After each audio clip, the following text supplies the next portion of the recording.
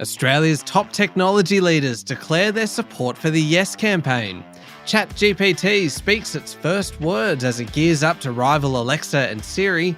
And households are going solar in record numbers to avoid rising energy costs. Welcome to Fear and Greed Business News, Australia's best business podcast. It is Wednesday, the 27th of September, 2023.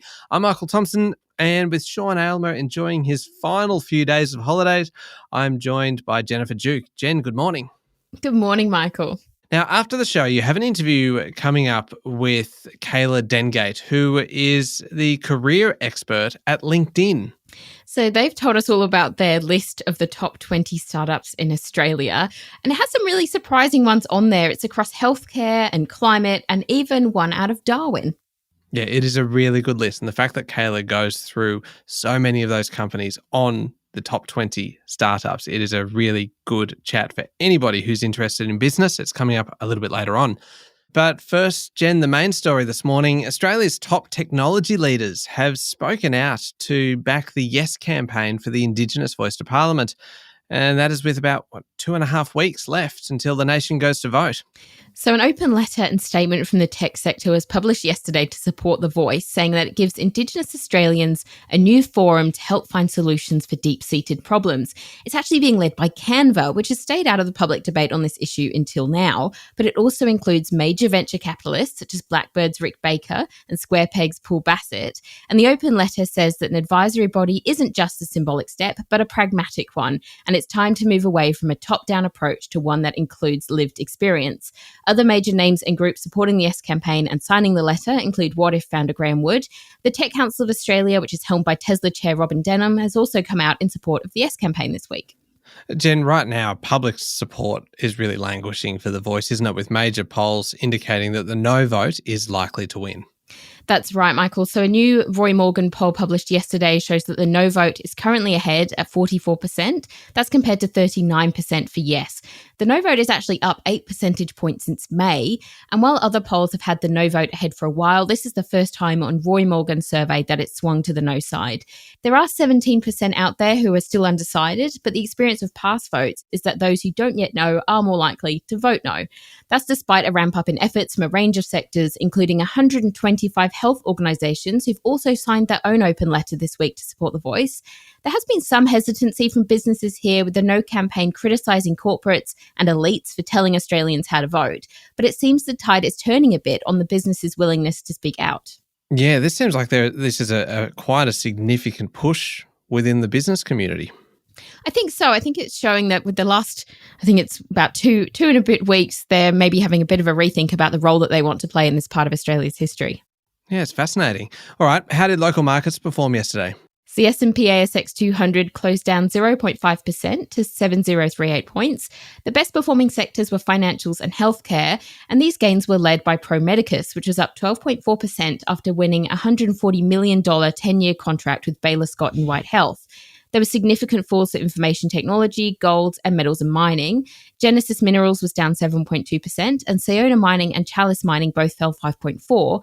Weebit Nano fell 5.3%, and Xero was down 2.6%. Okay, and what's happening in international markets?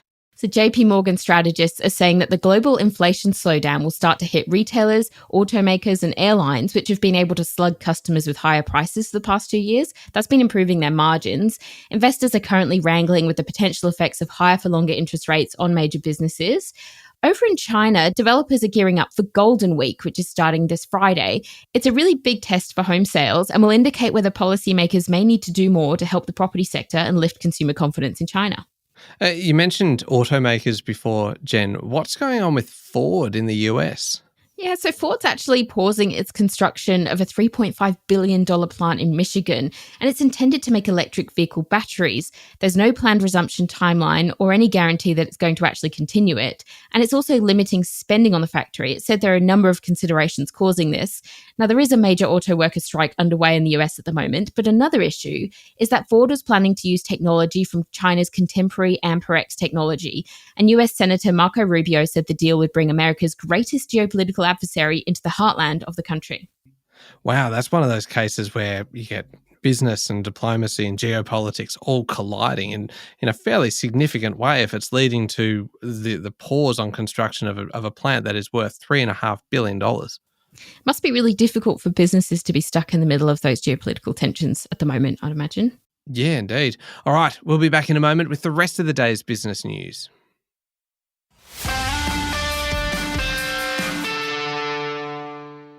Jen, the other big story in the last 24 hours, Victorian Premier Daniel Andrews has resigned. He said the job required a lot of hard work, but also lots from the family of those in the role of Premier. So Dan Andrews has chosen to stand down after 9 years in the seat. His resignation actually takes effect from 5 p.m. today, and he said he was especially proud of his housing statement that was handed down last week. And that statement, we talked about it on Fear and Greed, included a new Airbnb tax on short-stay accommodation, the rezoning of government land to build 9,000 homes, and a new agency to handle rental disputes. Yeah, long-standing Premier, and it really did seem like the announcement caught a few people off guard yesterday. I know the press conference was called with about 40 minutes notice, right, which is always a sign of a big announcement on its way, but I don't think anyone was really expecting that it was going to be the Premier resigning. No, and there are a few people who commented on social media that they felt a bit triggered by the last minute announcement of a press conference. Was he going to announce another lockdown? Oh, that's a very good point. So, yeah, it was a bit awkward, I think.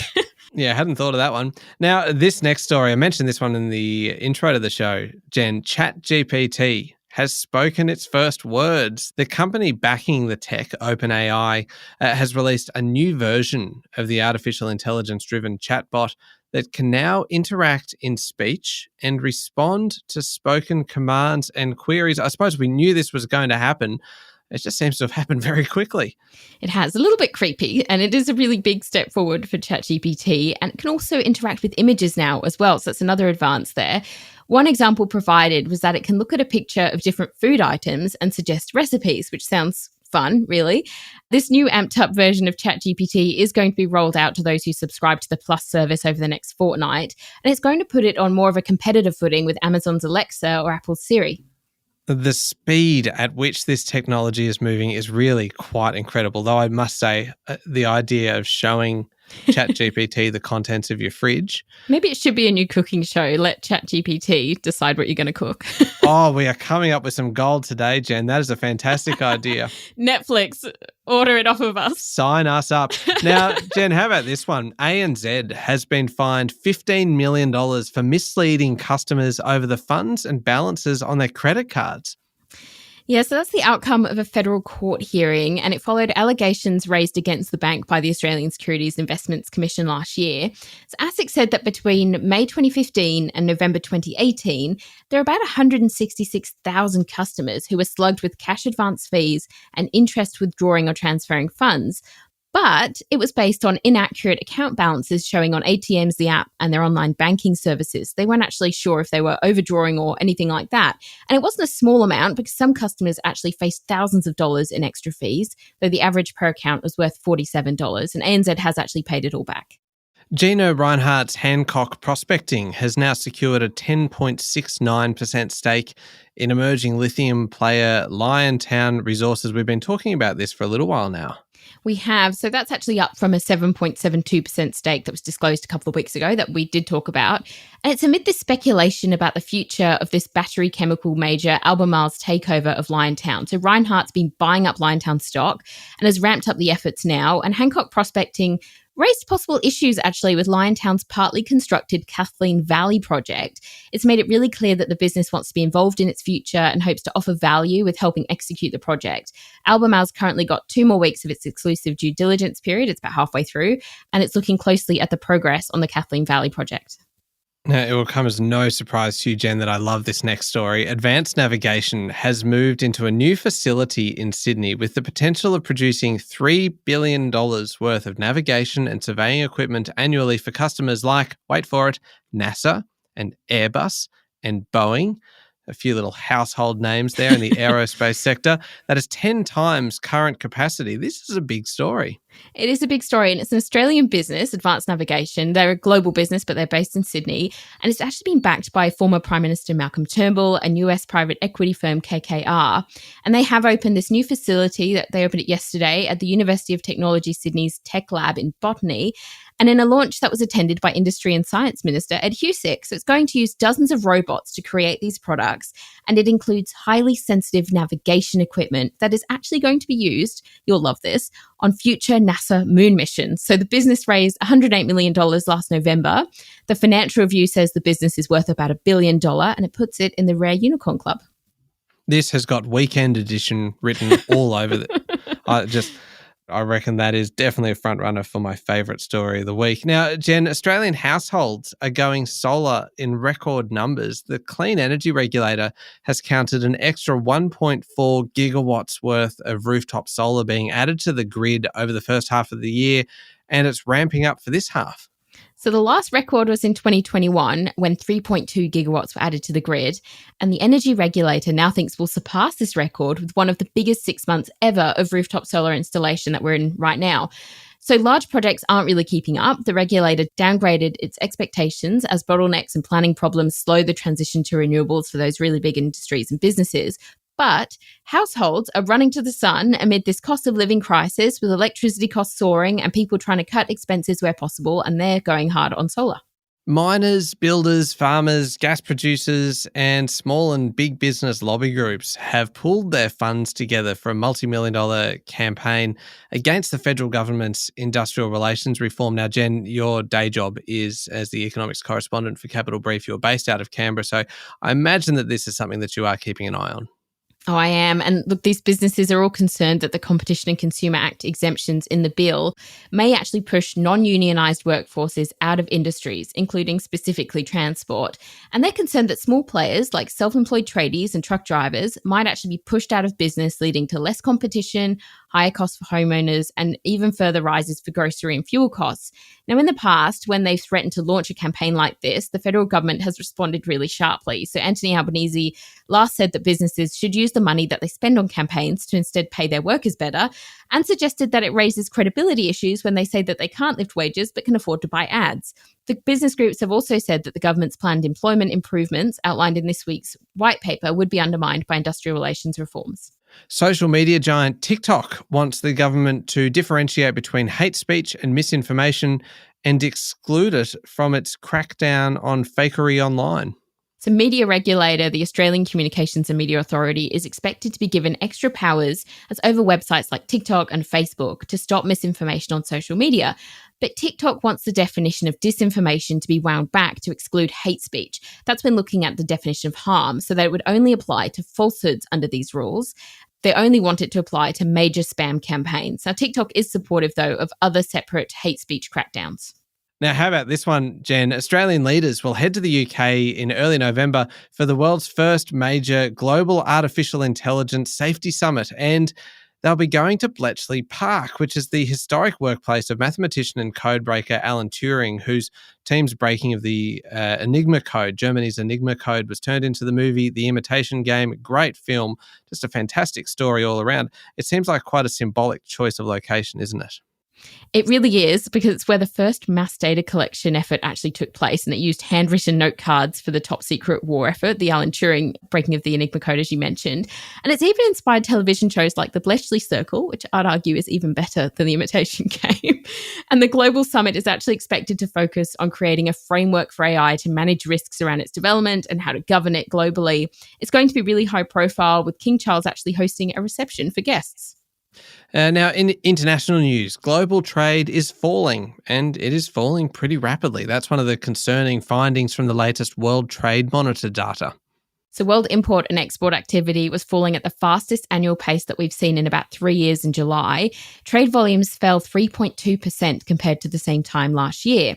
It's the biggest drop since the worst months of the pandemic, and it follows a 2.4% decline the month before. And it suggests that high interest rates are weighing on global demand for imports as central banks across the world try to get inflation under control. Spending is clearly much more sluggish, and it's across the board as well. So the world's biggest exporter, that's China obviously, suffered a 1.5% annual decline, but there were also drops in the Eurozone and the US. Amazon is going to splash up to $4 billion on startup artificial intelligence business Anthropic as the race between the major tech giants on AI really starts to heat up. It's going to start with a $1.25 billion cash injection from Amazon into this business in exchange for a minority position. And the deal allows Amazon to then expand it up to that $4 billion at a later date. Now, Anthropic's going to be using Amazon's cloud computing platform and its chips for its models. And it's a major deal for them, which was valued at about $5 billion a few months ago. And it's a deal that's comparable to Microsoft's relationship with OpenAI, the developer of ChatGPT, as we've already spoken about in this show, and its major competitor. And another rival, Inflection AI, has been raising billions of dollars from Microsoft and NVIDIA. Anthropic has previously received hundreds of millions of dollars from Google. All right, one last one, Jen. Air New Zealand is facing similar headwinds to Qantas, telling the market its outlook is for softer demand, higher fuel prices, and more competition. So this uncertain environment has stopped them from providing earnings guidance, with Chief Executive Greg Foran warning that a weak New Zealand dollar is also impacting the business, as well as higher airport charges. It also faces fierce competition from US carriers and Qantas on North American flight paths. They've typically been pretty good moneymakers for the airline. And New Zealand is majority owned by the New Zealand government, and last financial year just started making a profit again after years of pandemic-driven losses. So it's not good news for them. No, it certainly isn't. All right, up next is the Fear and Greed Daily interview. You're speaking with LinkedIn's Kayla Dengate. Yeah, we were talking all about that big startup list, but she also shared her top tips for getting a good role in a startup and talks about what makes that risk of joining a startup business really worthwhile. It's coming up next in the Fear and Greed playlist on your podcast platform or at fearandgreed.com.au. And of course, today is Wednesday, which means there is a new episode of How Do They Afford That out today, our sister podcast, all about making your money work a little bit harder for you. Today's episode, Canna Campbell and I are working our way through the top 5 myths and misconceptions about retirement. I learnt a lot. And the first myth, I'm going to spoil it for you a little bit here, but the first myth is that planning for retirement begins when you retire. And it is absolutely not the case, because planning for retirement starts today. It doesn't matter how old you are, you should be getting into it now. And we look at all aspects of that and a few of the other myths and misconceptions and things that people have made incorrect assumptions about retirement. I make a lot of incorrect assumptions, and Canna takes great joy in correcting me on all of those incorrect assumptions. It is well worth a listen. You'll find How Do They Afford That wherever you find podcasts, and I'll put a link in today's show notes as well. Thank you, Jen. Thanks, Michael. It is Wednesday, the 27th of September, 2023. Make sure you're following the podcast and join us online on LinkedIn and Instagram, X and Facebook. I'm Michael Thompson, and that was Fear and Greed Business News. Have a great day.